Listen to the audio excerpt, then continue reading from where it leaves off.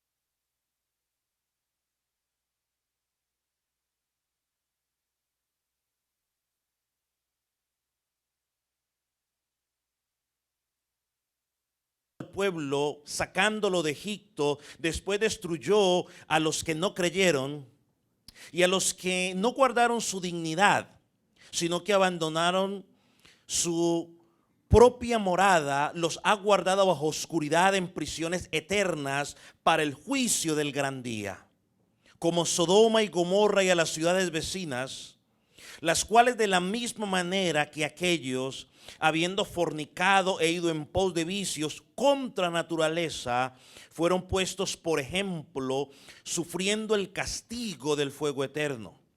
No obstante, de la misma manera también, estos soñadores mancillan la carne, rechazan la autoridad, blasfeman de las potestades superiores.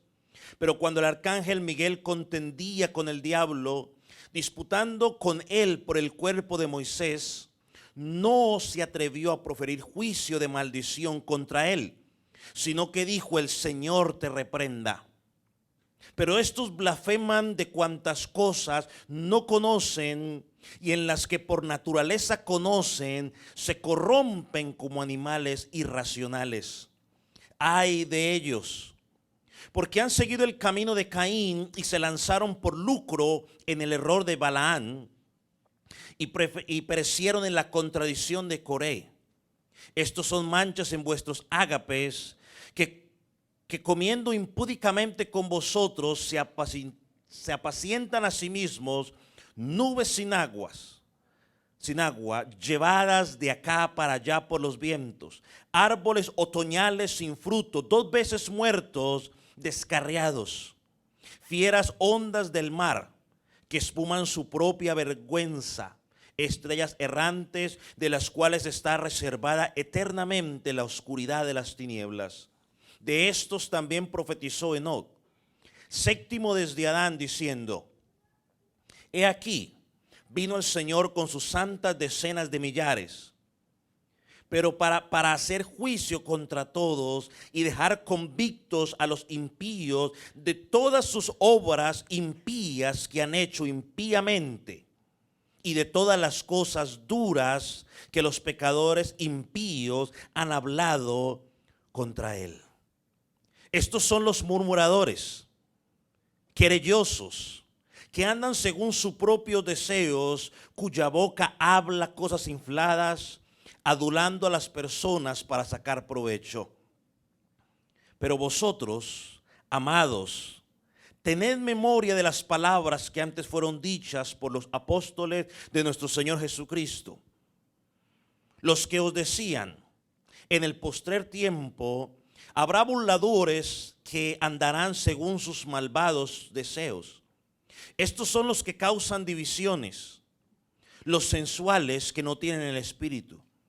Pero vosotros, amados, edificaos sobre vuestra santísima fe, orando en el Espíritu Santo. Conservaos en el amor de Dios, esperando la misericordia de nuestro Señor Jesucristo para vida eterna. A algunos que dudan, convencedlos. A otros salvad, arrebatadlos del fuego. Y de otros tened misericordia con temor, aborreciendo aún la ropa contaminada por su carne. Los versículos de hoy. Aquel que es poderoso para guardarlos sin caída y presentarlos sin mancha delante de su gloria con alegría. Al único y sabio Dios, nuestro Salvador, sea la gloria y majestad, imperio y potencia, ahora y por todos los siglos. Y la iglesia dice, amén. Gracias, Señor. Puede tomar asiento.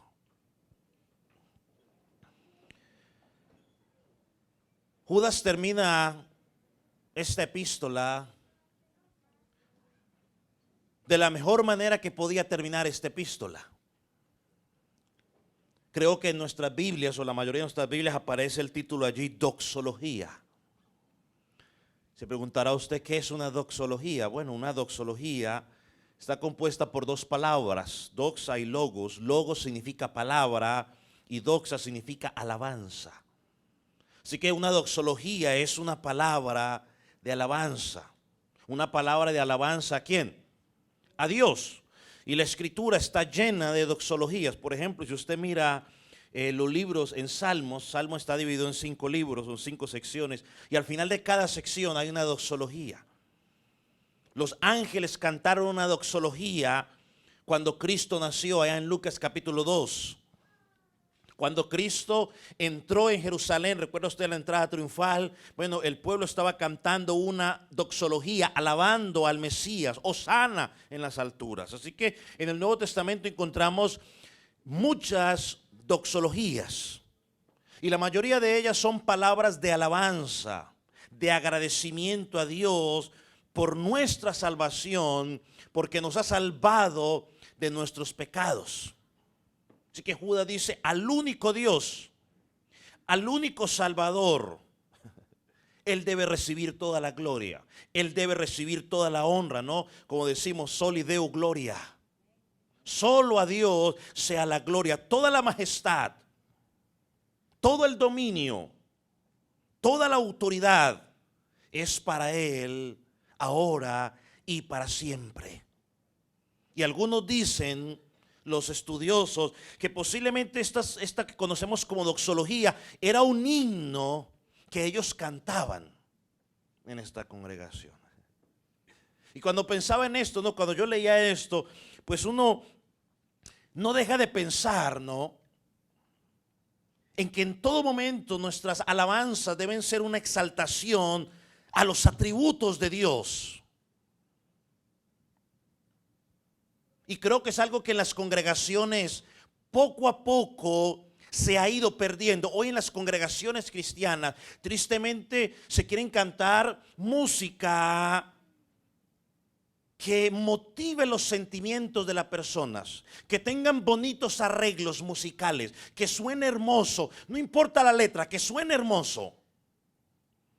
Y hoy en las iglesias cristianas, en las alabanzas que se cantan, hay poca doctrina, poca alabanza a Dios y una cantidad de cosas que exaltan o que motivan a la carne. Y eso es uno de los grandes problemas de algunos de los compositores cristianos el día de hoy.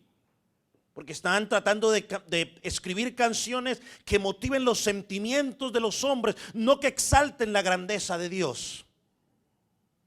Es más, yo vi una entrevista de uno de ellos que decía que él no quería usar el nombre de Dios en las canciones,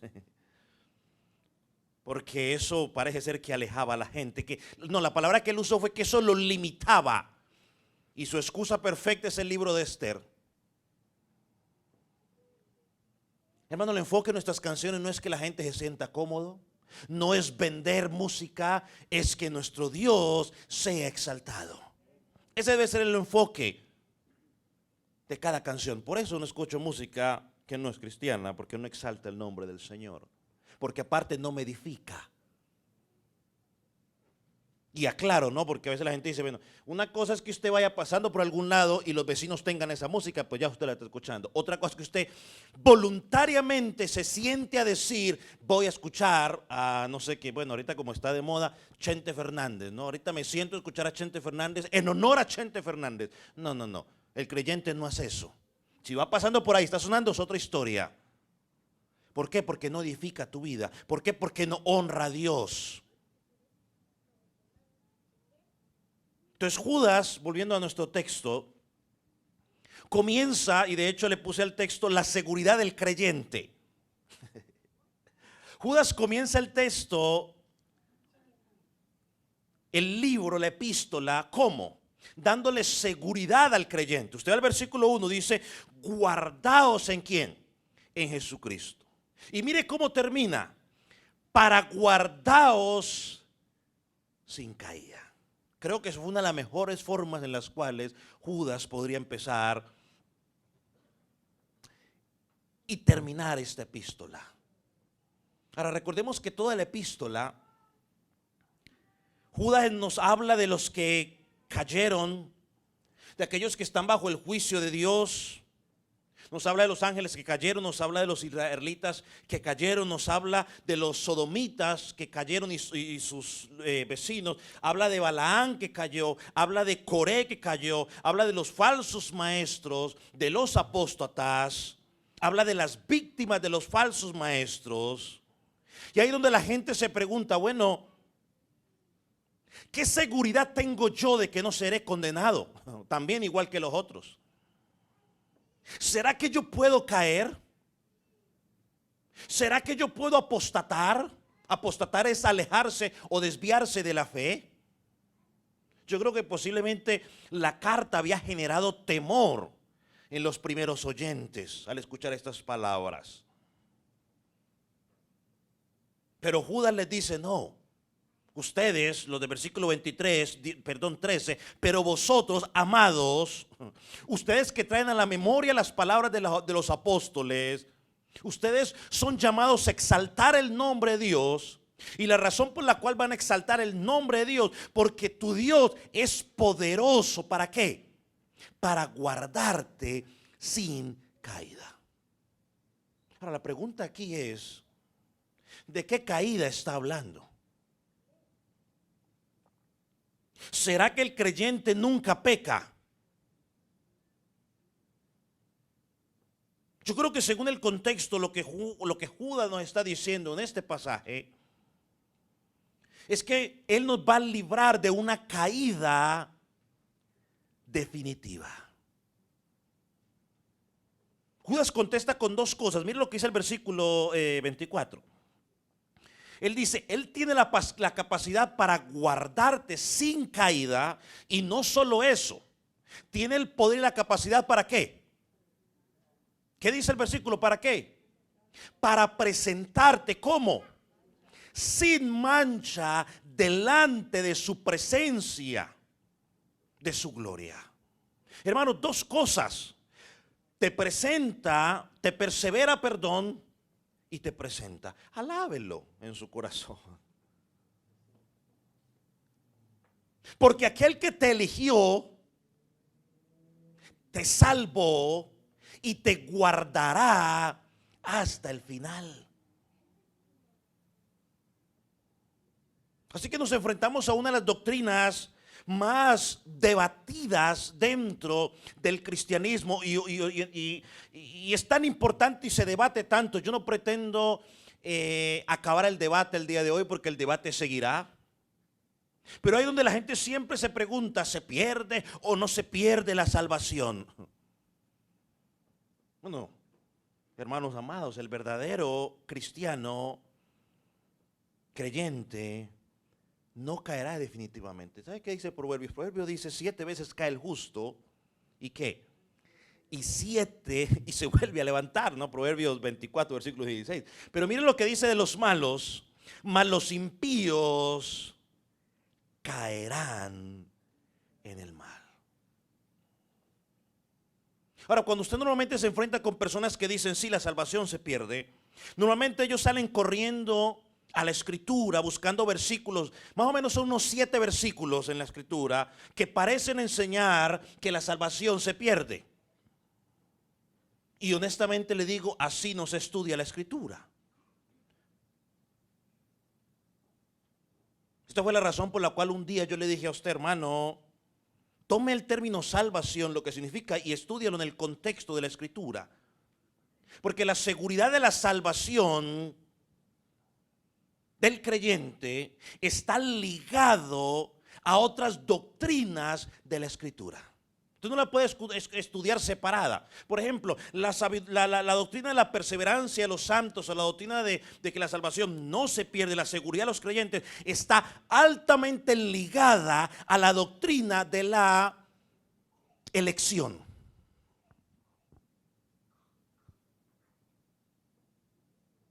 Si Dios te eligió desde el principio para vida eterna, entonces Él te guardará. Ahora, la doctrina de la elección también es otra doctrina que produce dolor de cabeza a alguno.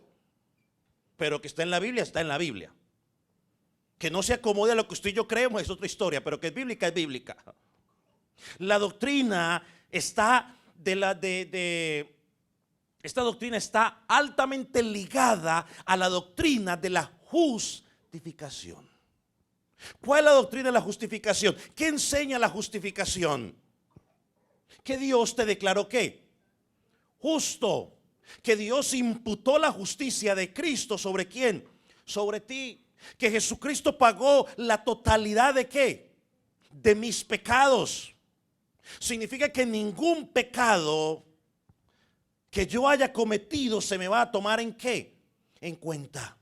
Así que no hay ninguna base sólida sobre la cual tú puedas perder la salvación. Porque si se pierde por un pecado, yo te pregunto, ¿por cuál? ¿Por cuántos? ¿Cuántos pecados tienes que cometer para perderla al día? Esta doctrina está altamente ligada a la doctrina de la redención. ¿Cuál es la doctrina de la redención? Que Jesucristo te compró ¿en dónde?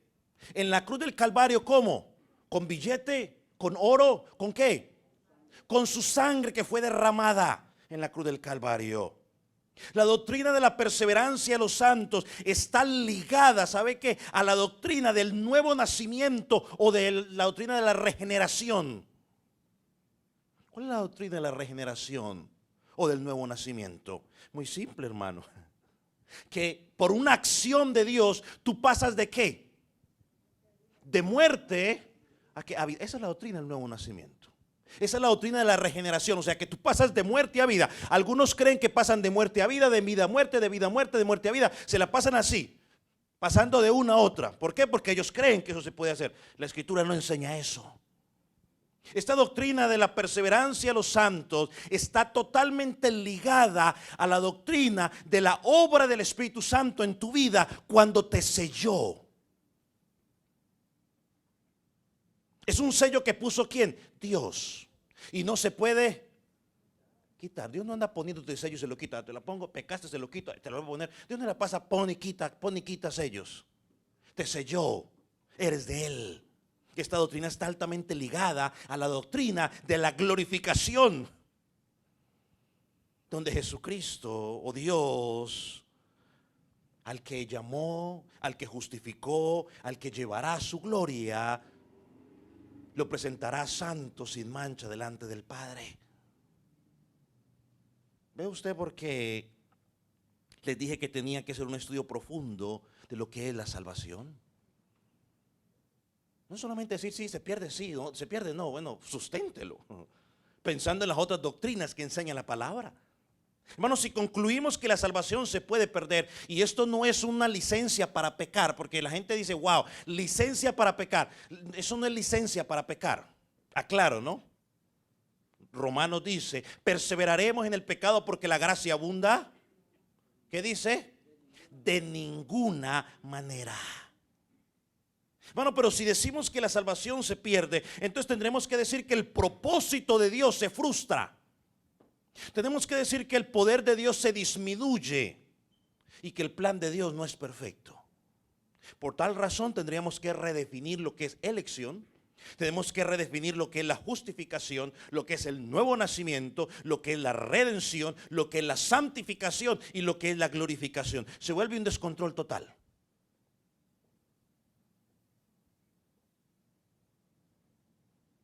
Así que esa es la razón por la cual no puedes ir a buscar. Es más, Hebreos dice, porque la gente va simplemente a Hebreos dice, y el mismo Hebreo da la respuesta porque dice, y es imposible.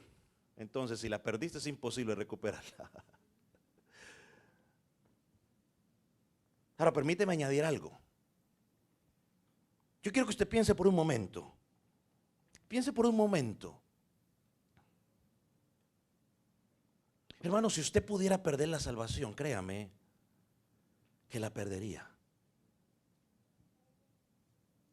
Usted tiene que estar seguro que la perdería.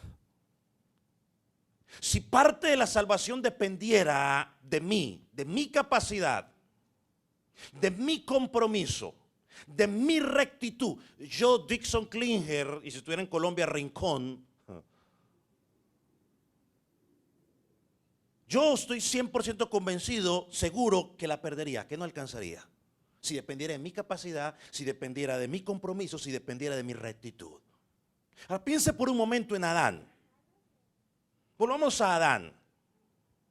Cuando Adán fue formado, ¿cómo era Adán? ¿Alguien sabe?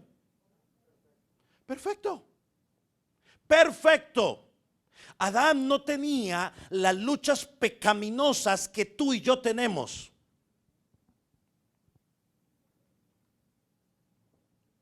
Vivía en un mundo perfecto, no había tentación, ni esposa tenía para que lo tentara.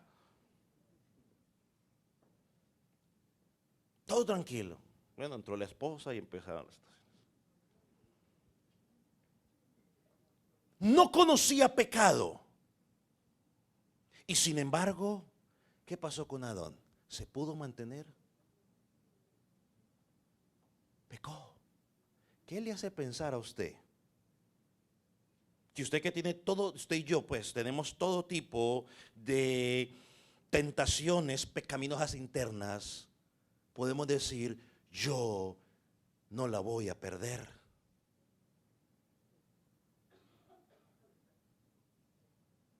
Mire, la lista de los pecados suyos y míos es larga, ya sea por omisión o ya sea por acción, o sea que no me di cuenta, no sabía. ¿Usted sabe cuántas personas usted y yo hemos ofendido y hemos pecado contra ellos sin darnos cuenta?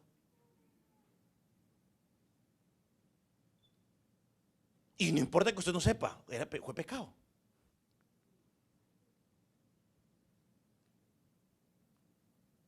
Tú y yo, a pesar de que estamos en Cristo, en este lado de la eternidad, violamos constantemente la ley de Dios, de una forma u de otra. Créame, la lista es suficiente. Mire, si fuera a hacer una lista desde el momento en que usted se levantó hasta ahora, es suficiente para condenarlo. Es suficiente. Hermano, sin ofenderlo, y perdóneme, yo no creo que tome esto a una ofensa, pero hermano, es ridículo pensar que usted puede hacerlo solo. Y una vez más, esto no es una licencia para pecar. Miren lo que Judas dice. Por eso nos dice aquel que es poderoso para guardarnos sin caída. Esto no es una doctrina para pecar. Porque la gente que ataca esta doctrina, lo primero que dicen, es que estos creen en salvo, siempre salvo, haga lo que haga. Yo nunca he enseñado eso desde aquí, ni lo enseñaré. Pero ¿sabe una cosa? Cuando usted piensa en Romanos capítulo 7, uno aprende algo en lo que el apóstol Pablo describe allí. Entre más madura uno como cristiano, entre más vas creciendo espiritualmente, más pecador te ves. Por eso Pablo decía, miserable de mí. Entre más te acercas a Cristo, más pecador te ves y más necesitas depender de Cristo. El inmaduro es el que se agarra de versículos para sostener y vivir una vida loca. Aquel que es poderoso para guardarte sin caída. Esto es una buena noticia, porque si yo no puedo hacerlo, tengo a alguien que me puede ayudar, alguien que odia el pecado.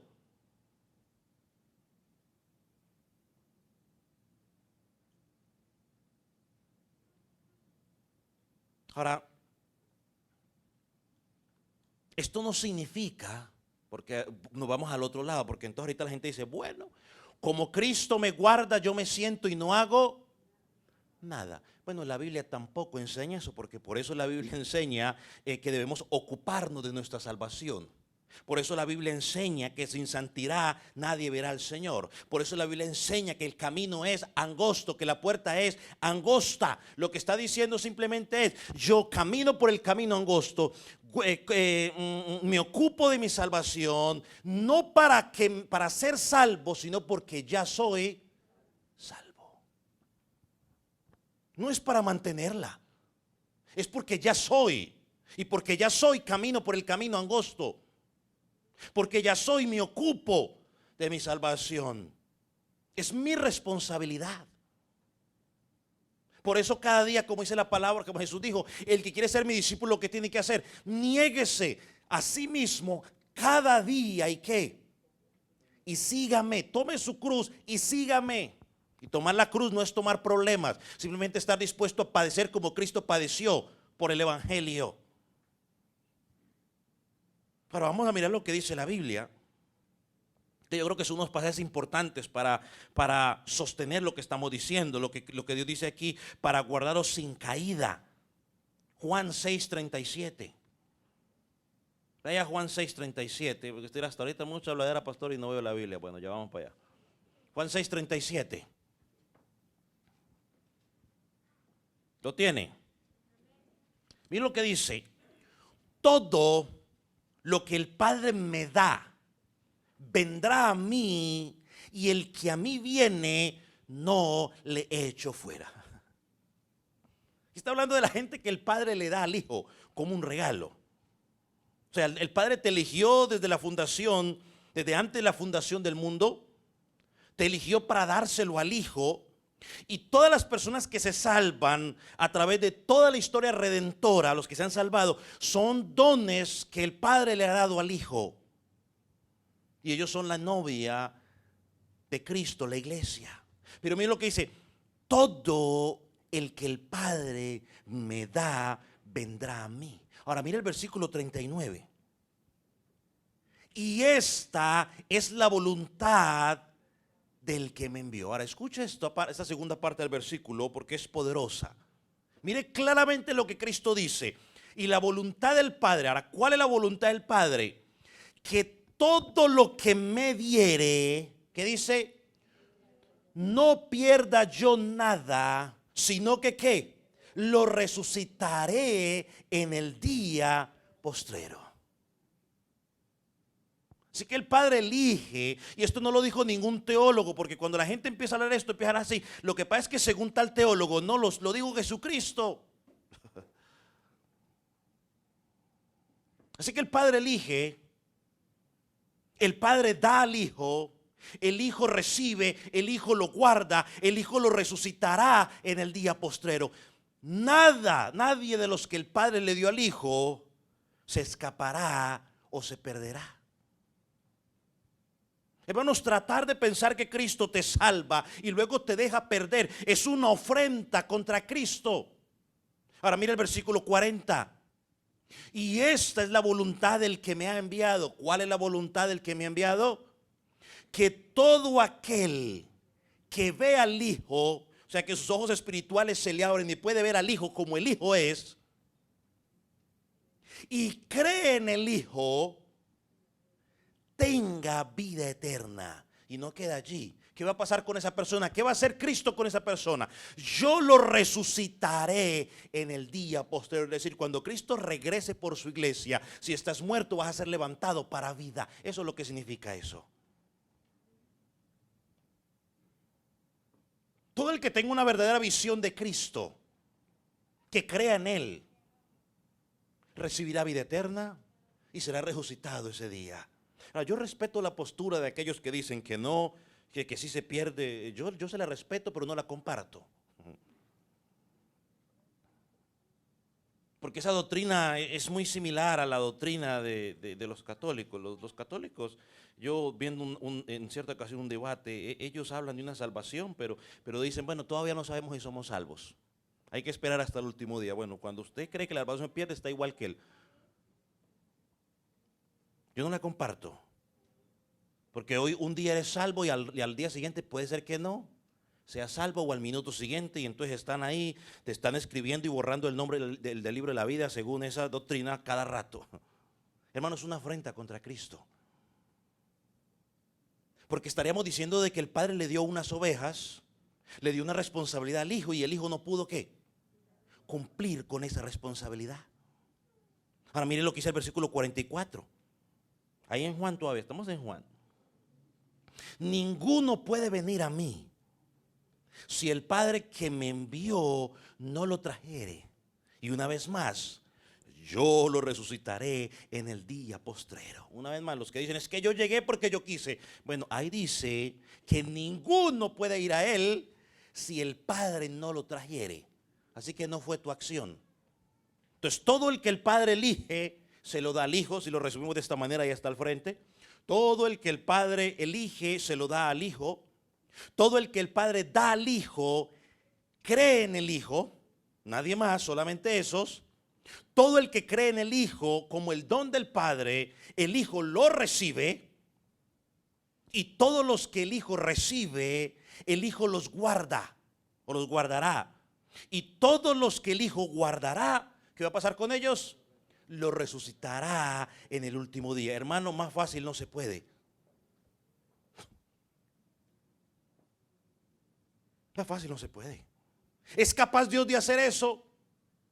Judas responde, Dios es capaz. Aquel que es poderoso para guardarte sin caída y presentarte sin mancha delante de su gloria. Él es capaz. Él es el único capaz de hacerlo. Este versículo en Juan nos dice dos cosas. Cristo cumplirá sus promesas para guardarnos y nos resucitará en el día postrero. Ahora, no podemos hablar de esto sin dejar de un lado Juan capítulo 10. Vaya a Juan capítulo 10.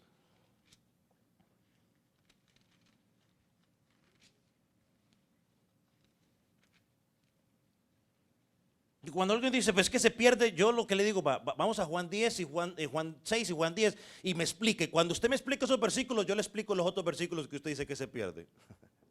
Y verá que usted lo desarma. Juan 10, 26, 27 y 28. Mire lo que dice. Mis ovejas oyen mi voz. A mis ovejas, ¿yo qué? Las conozco. Mis ovejas, ¿qué hacen?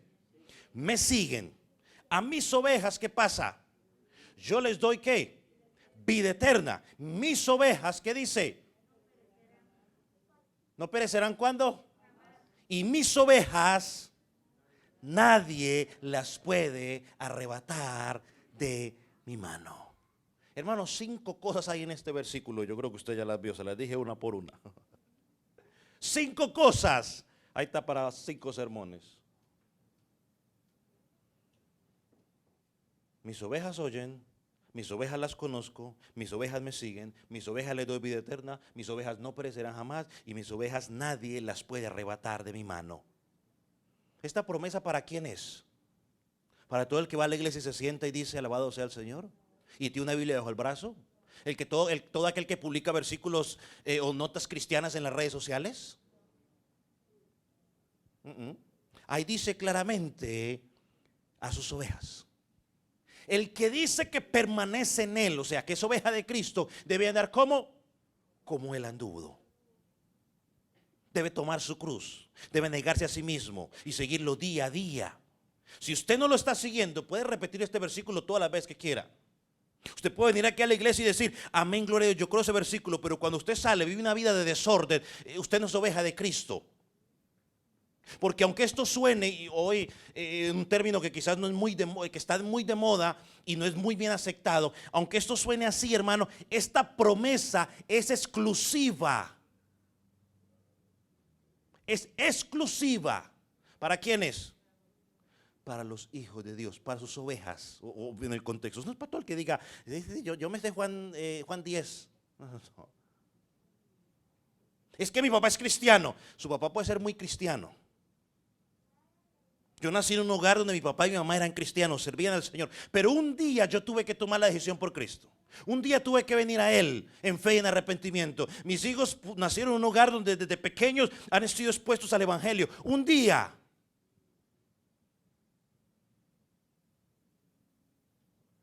A veces les preguntamos. Ahí andan. Como que sí, como que no. La salvación no es una herencia. La salvación es personal. Ahora, si usted piensa que usted es una oveja de Jesucristo, muy fácil, vaya al pasaje y mírese a sí mismo y pregúntese, ¿estoy oyendo la voz de Cristo? ¿Le estoy siguiendo? Y yo le hablo, ahora, no me diga amén, lo estoy oyendo, amén, lo estoy siguiendo. No. ¿Qué son las implicaciones de seguir a Cristo? Ahí le dejo para que haga otro estudio bíblico. ¿Qué implica seguir a Cristo? ¿Qué implica oír la voz de Cristo? Hace un rato creo que mi esposa en el pasaje que estaba leyendo ¿qué era? Proverbios 8, versículo 33, si no fue la memoria. Dijo, no despreciéis la palabra. Si tú estás despreciando la palabra, no estás prestando atención a la palabra, ya sea predicada públicamente o personalmente cuando tú la estudias, no digas que eres oveja, perdón.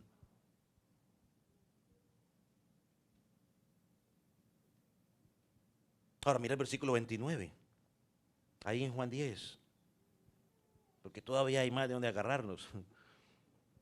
Dice, mi Padre que me las dio. ¿Quién se las dio? Mi Padre que me las dio. ¿Qué dice? Es mayor que todos y nadie ni nada los puede arrebatar. ¿De dónde? De la mano de mi Padre. Hermano, más claro no se puede. Los creyentes en la vida cristiana pasaremos por aflicciones, amén. Pasaremos por depresiones, amén. Pasaremos por tribulación, amén. Pasaremos por momentos de desánimo, amén. Pasaremos por algunos pecados, amén. Una vez más lo digo, no es licencia para pecar, pero nunca nos vamos a quedar allí, porque la promesa del Padre al Hijo, del Hijo al Padre, es que nadie los podrá arrebatar. Por eso Judas dice aquí, a pesar de todo lo que ustedes vieron, tengan la seguridad que tiene un Dios poderoso que los va a guardar. Hermanos, los verdaderos creyentes tienen una fe que perdura. Es una fe que perdura. Y yo creo que Juan 6 y Juan 10 son suficientemente pasajes. Y yo le digo una cosa, cuando usted encuentre pasajes en la escritura difíciles de interpretar, vaya a otros pasajes más fáciles de interpretar, le van a traer luz. Porque hay pasajes que parecen decir que están diciendo una cosa cuando no está diciendo eso. Y lo estudiamos con el versículo de la semana pasada cuando dice convencerlos y arrebatarlos. Ya explicamos lo que significaba esas dos palabras. Ahora vamos a un pasaje que ya estudiamos y creo que es un versículo importante que tenemos que citar, que va a traer respuesta a algún interrogante que alguien, que alguien esté pensando, y es primera de Juan 2:19. Porque posiblemente alguien estará pensando, pastor, un momento, en esta congregación ha pasado mucha gente que los vimos hacer la oración de fe, que yo mismo los bauticé, que sirvieron en diferentes áreas de la congregación, y hoy cuando usted quiere buscarlos, ¿dónde están? Están disfrutando ¿de qué? Del mundo. Y entonces, ¿qué decimos, pastor? Ve que sí perdieron la salvación. Y luego salimos corriendo. No, bueno, pues que la parábola del hijo pródigo, y la parábola del hijo pródigo es perfecta para ayudar a entender esa doctrina, porque se ve ahí, el hijo pródigo, ahí está.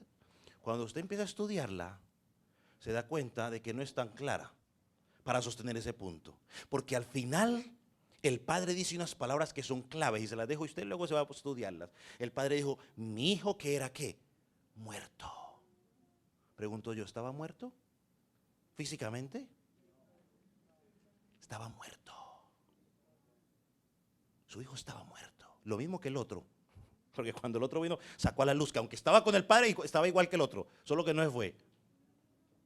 ¿Sí ve? Que no podemos salir corriendo a sacar versículos a la loca para sostener. Hay que leer. ¿Qué dice? Se lo voy a leer la traducción lenguaje actual porque suena más interesante. Creo que lo explica mejor. Primera de Juan 2:19. Estos enemigos de Cristo se reunían con nosotros. Judas habla de algunos que se infiltraron ¿qué? Secretamente. Pero en realidad ¿qué? No eran de este grupo. Si hubiesen sido de este grupo, de nuestro grupo, se habrían quedado con nosotros.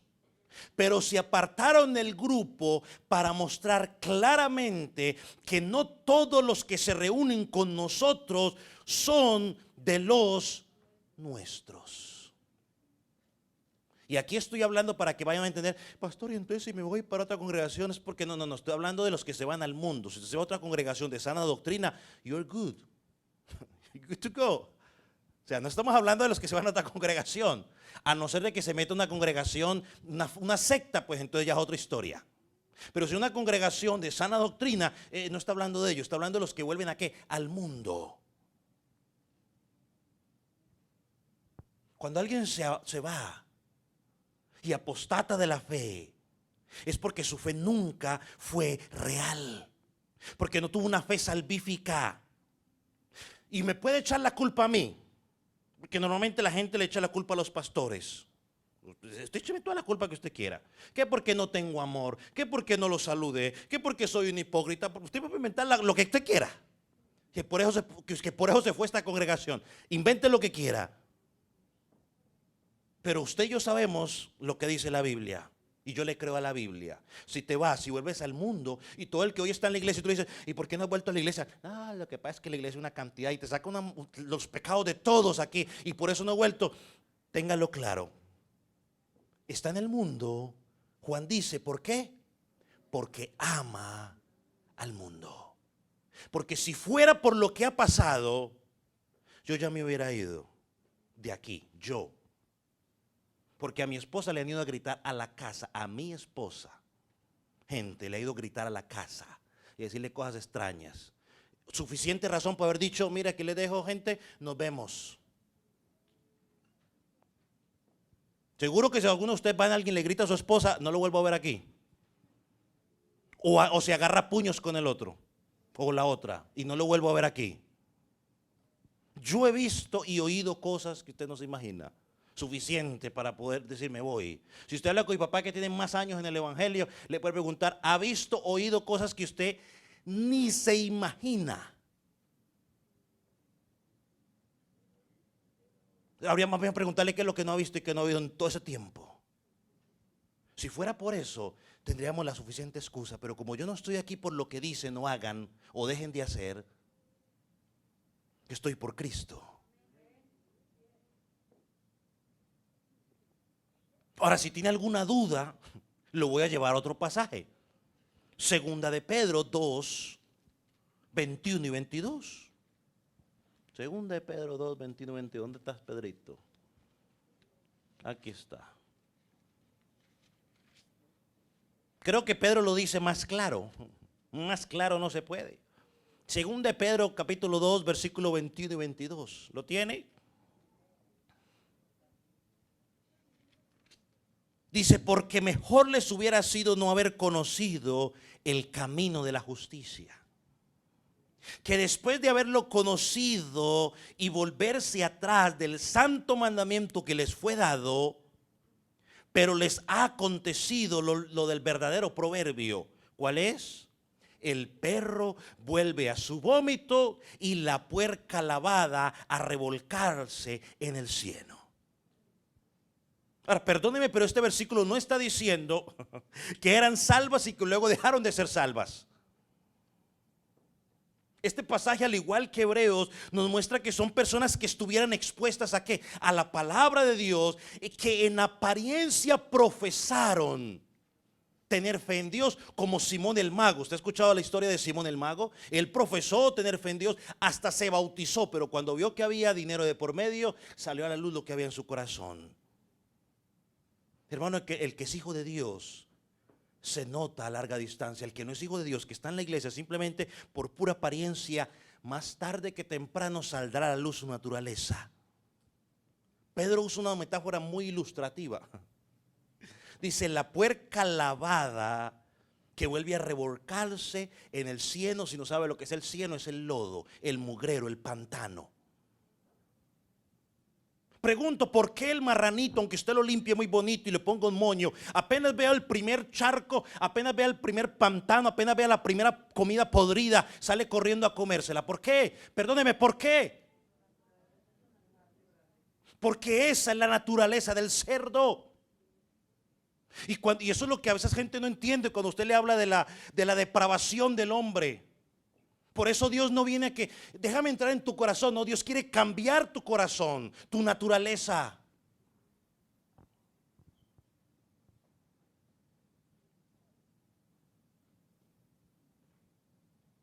Por eso el que ha conocido verdaderamente a Jesucristo no encuentra deleite en el alcohol, no encuentra deleite en la música del mundo, no encuentra deleite en el baile, no encuentra deleite en ninguna de esas porquerías.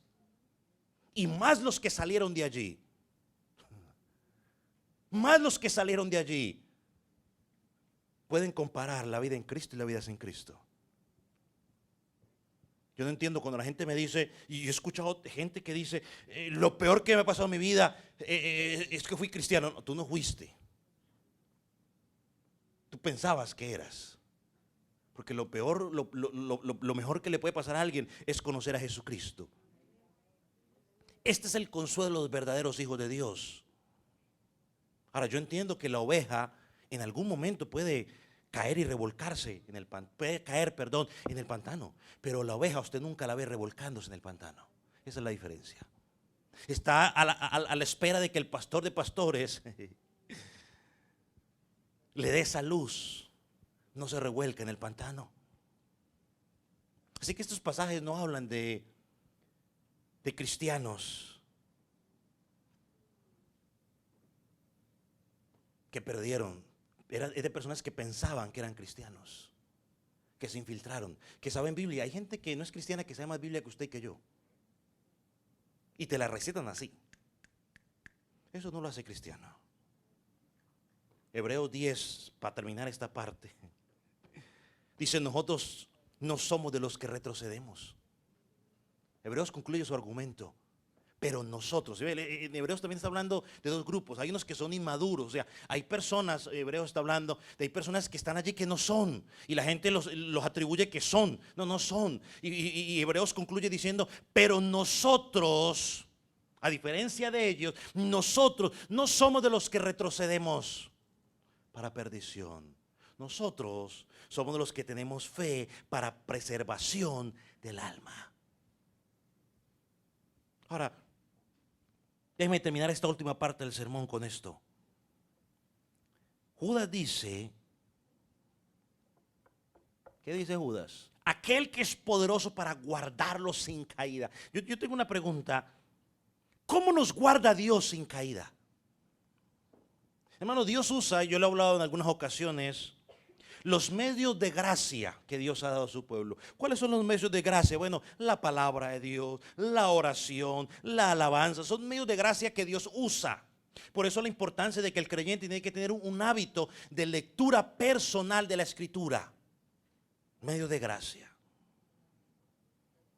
La pregunta es, ¿está usted usando esos medios de gracia? ¿Para cuántos es un parto sentarse a leer Judas o pararse a leer Judas cada 8 días 25 versículos?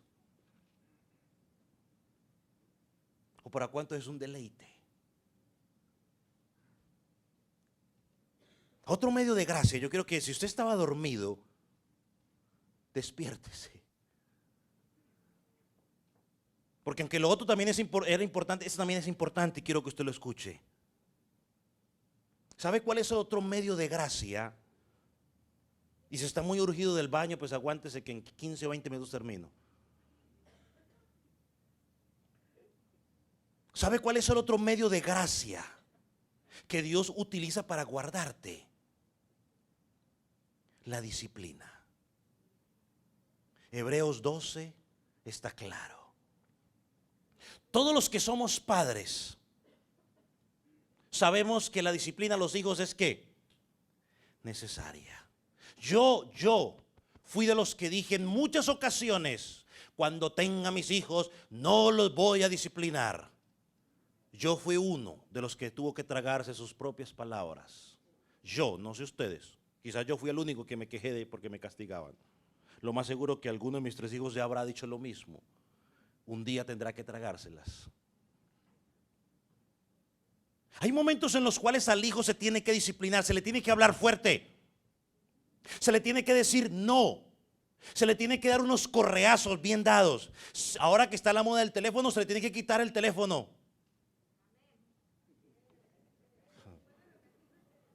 Ah, no, yo. Hay momentos en los cuales hay que quitarles el teléfono. Hay momentos, bueno, ya les gustó. Bueno, hay momentos, no solo hay que quitar el teléfono, hay que quitarle esas redes sociales también porque hacen cosas indebidas. Hay que quitárselas.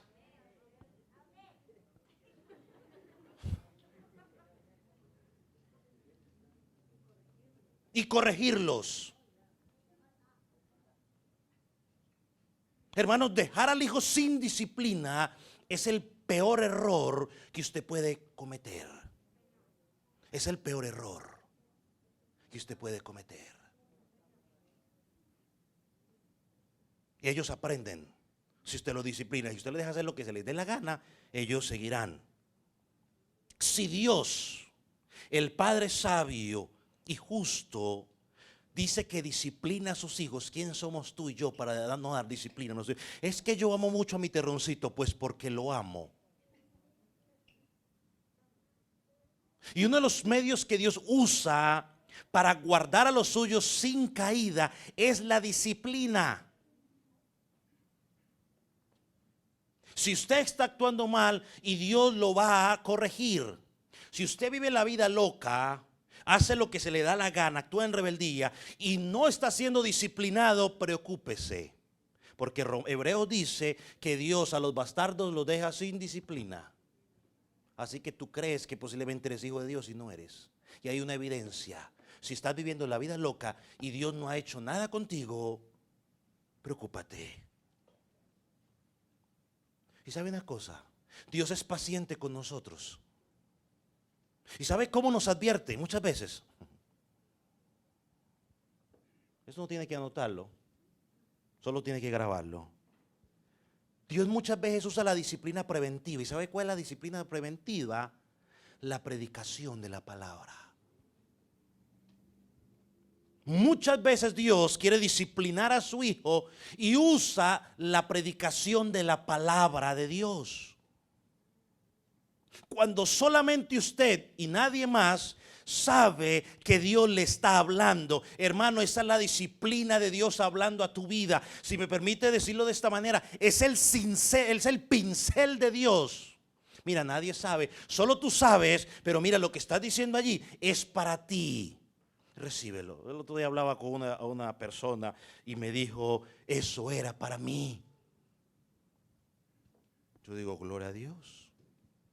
Nadie te está viendo, solamente es entre tú y Dios. Él te está disciplinando. Pero ¿sabe cuál es el problema que tenemos en la iglesia cristiana?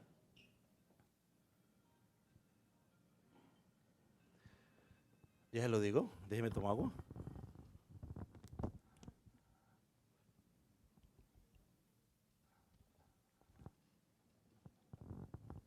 ¿Sabe cuál es el problema? Y despiértese, si ya está dormido, el que está al lado, despiértese, porque le van a hablar.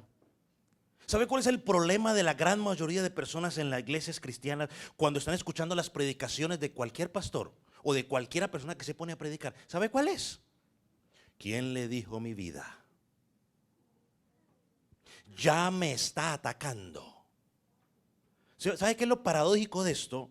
Que cuando un pastor está predicando algo y uno sabe que es para otro, gloria a Dios, alabado sea el Señor, tremendo sermón, pero cuando es para uno, me está atacando. Me está tirando, el pastor predicó ese sermón para mí. Hermano, usted se ha puesto a pensar cómo sería de arduo el trabajo si yo tuviera que predicar un sermón por cada uno de ustedes. ¿No se ha puesto a pensar por un momento? Lástima que no vino tal persona. Ya está tirando piedras. Preparó el sermón para mí. Mire, yo ni las redes sociales de ustedes reviso. En mi Facebook, si tengo 10 hermanos de la congregación, de mis amigos, creo que son muchos. Sí los tengo. Tengo como 10. Sí son muchos, creo. Imagínense. A ver, este fin de semana toca predicación para Jeremías. Vamos a revisar las redes sociales de Jeremías. A ver qué ha publicado. Bueno, no publicó nada. Segunda opción, ¿a quién? A ver. Aquí, Raimundo Hernández. A ver qué publicó para predicar este fin de semana. Y ¡pum! No llegó. ¿Qué hago? Improvisar. Tengo que tener 2 sermones. Uno para el que tengo planeado y otro para el que viene. Si usted cree que yo vivo así, está muy equivocado. Y si en alguna ocasión digo algo, es que hay otros que están pendientes. ¿Qué está diciendo el pastor y quién vino para ver si lo que dijo se lo está tirando a tal persona? Están desocupados.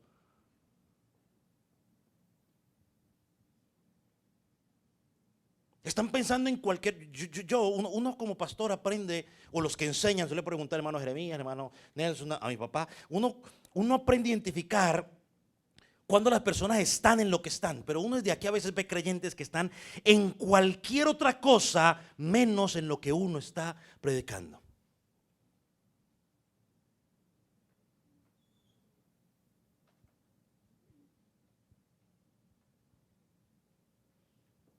Y Dios quiere disciplinarte y tú no lo ves porque estás a la defensiva. O porque está enojado conmigo. Mire, si usted está enojado conmigo, lo mejor que puede hacer es llamarme, sentarse conmigo, solucione su problema para que pueda recibir lo que Dios quiere hablarle. Por favor. Porque quizás yo ni sé que está ofendido conmigo, que yo dije algo que lo ofendió. Y usted está allí, muy bonito. Mire lo que dice, sí, pero mire lo que me. 1 hora en eso. Hermano, venga y hable conmigo por amor. Yo no me voy a enojar ni nada. Si me equivoqué, le pido perdón.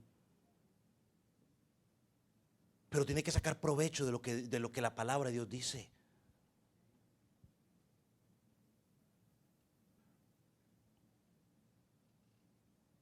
Pero Dios les está hablando en la predicación, en el estudio bíblico, y la gente decide cerrar sus ojos, ya sea porque están molestos con el pastor o porque creen que no es para ellos. Y cuando están escuchando, están cuestionando todo lo que el pastor o la persona está predicando. Otros dicen, porque esto es muy popular, ¿de qué tema van a hablar? De tal cosa, yo no voy. Si es en la escuela dominical, eso le puede preguntar a usted cualquier maestro. No es porque ellos me digan, pero eso pasa, ¿no? Si el tema les toca directamente, ¿sabe qué hacen? Se salen de la clase. Les da la ida al baño, igual que en el sermón. Si el sermón es para ellos, entonces empiezan las idas al baño. Se acuerdan que tienen que hacer no sé qué cosas. Se acuerdan de una cantidad de cosas que tienen que hacer. Preciso cuando Dios les está hablando. Dios los quiere disciplinar y ellos dicen, me voy. O se esconden detrás del hermano. Eso empiezan a hacer.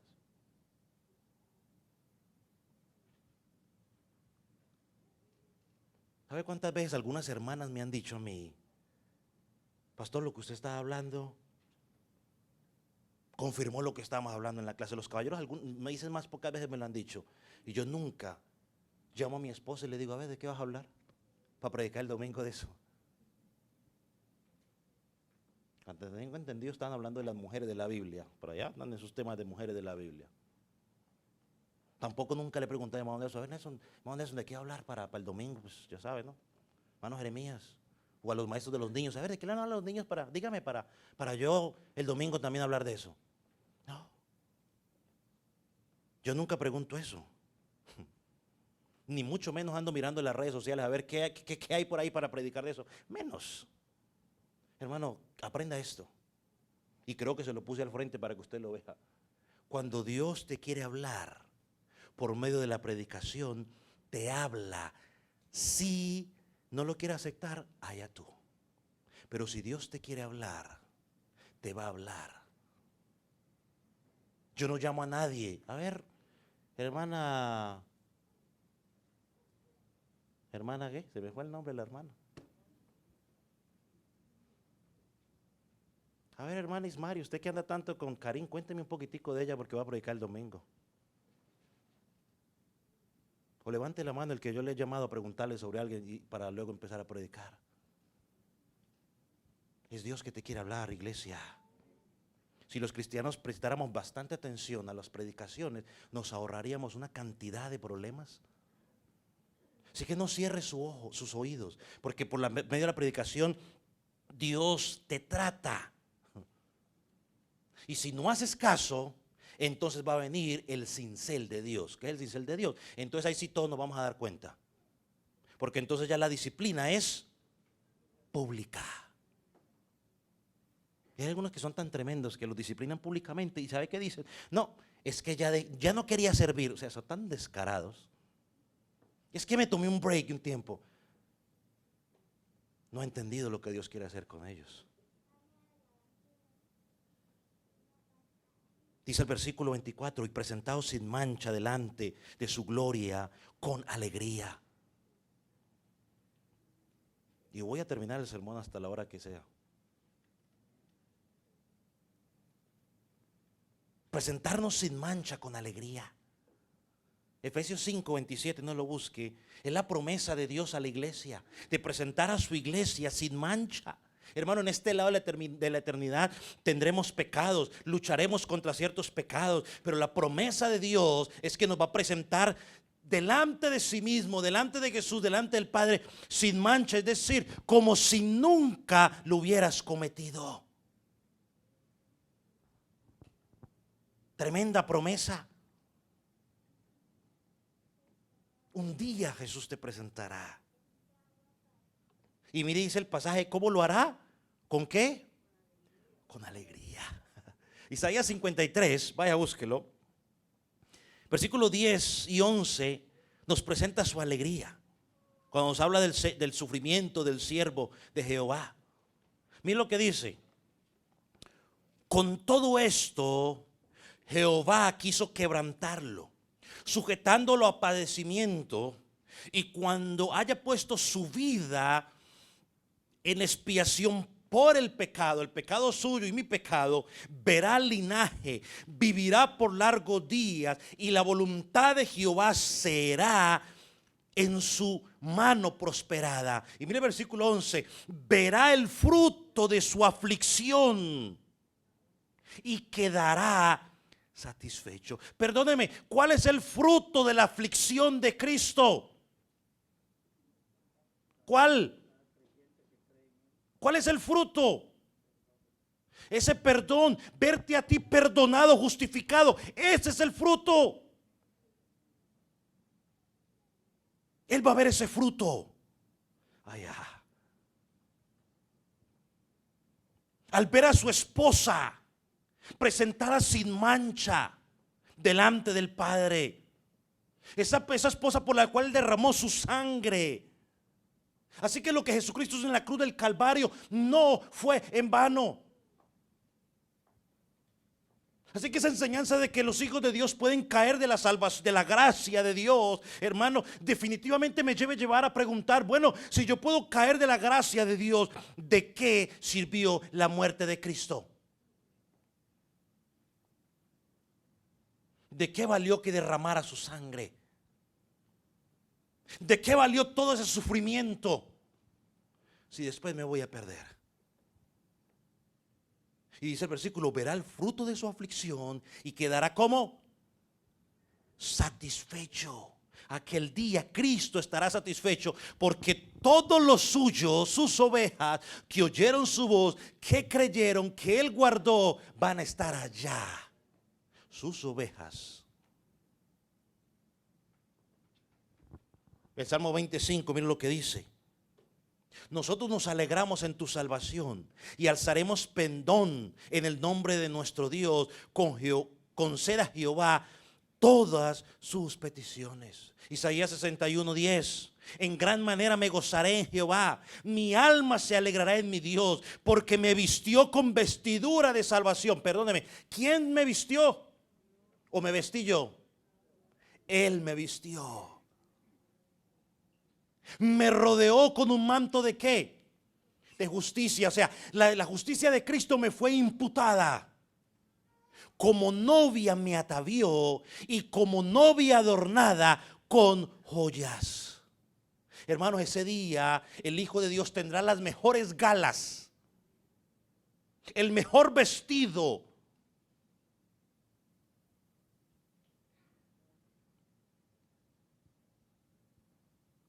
Para presentarnos delante de Él. Y ahí, no sé, un comello. El creyente, mire escuche bien lo que voy a decir para que no se malinterprete. El creyente, cuando se congrega, debe vestirse de la mejor manera. Debe vestirse de la mejor manera. La mejor ropa que usted tiene la compró en una pulga, la mejor manera. De la mejor manera posible. Porque a veces nos invitan a fiestas afuera y allá vamos.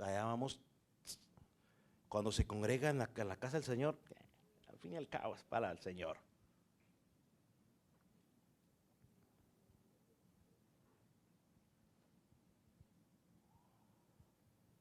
Si ese día no estás con las vestiduras de salvación, es porque estás vestidos con tus trapos de inmundicia de tu propia justicia. Y no entrarás en el reino de los cielos. ¿Sabe? Cuando pensaba en esto, me acordé de una historia en Mateo 22, del 11 al 13. Usted lo puede leer en su casa. Donde el rey llegó a la fiesta y vio a alguien que no estaba con vestido de bodas. Y preguntó, ¿cómo entraste aquí si no tienes vestido de bodas? Y no está hablando, y la idea no es de vestido físico, sino del vestido espiritual. Y le dijo a los sirvientes, tú no eres de aquí. Le dijo a los sirvientes, sacarlo y atarlo de pies y manos y echarlo a las tinieblas de afuera, donde será el lloro y el crujir de dientes. Hermano, la salvación es de Jehová. Salmo 3, Jonás 2. Por eso Romanos dice, 11, todo es de Él y para Él. Y mire cómo termina diciendo el versículo 25. Al único y sabio Dios sea la gloria, es decir, sea la adoración, sea la alabanza, sea su brillo. A Él sea la majestad, es decir, la posición elevada, su grandeza. El imperio significa el gobierno soberano, el dominio que Él tiene sobre todo. La potencia significa, hermano, la libertad de actuar. Él tiene el poder para hacer lo que Él quiere. Dice ahora y por todos los siglos. Amén. Amén. Todas las salvaciones de principio a fin. El Padre en la eternidad escoge a su pueblo. El Hijo vino y rescató al pueblo que el Padre escogió. Y el Espíritu Santo, por medio de la predicación de la palabra, le da vida a los muertos. Y permite que esos vivos ahora permanezcan hasta el final. La salvación es de Jehová. Soli Deo Gloria. Ponga sobre sus pies.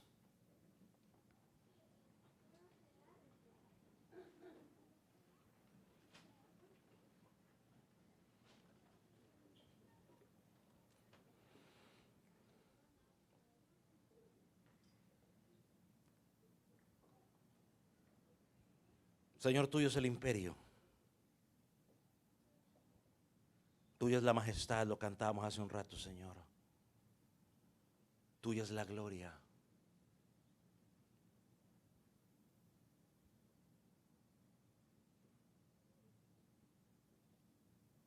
Tú eres el único sabio. Eres el único Dios. Y oramos para que hoy traigas tu salvación a aquellos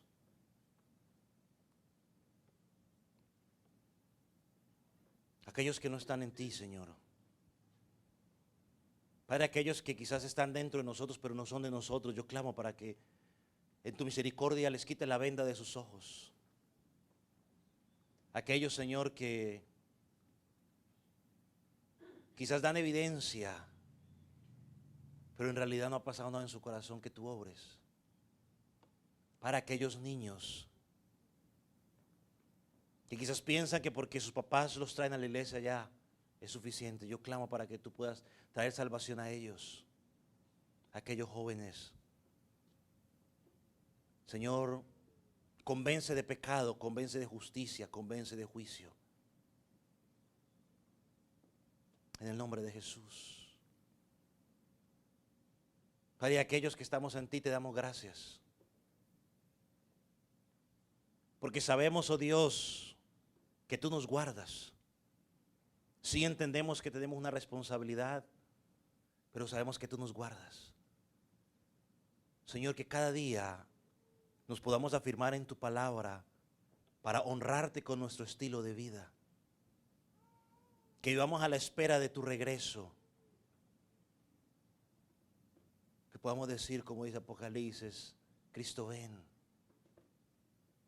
Padre, gracias. A ti sea la gloria, a ti sea el imperio y el dominio. En el nombre de Jesús. Señor.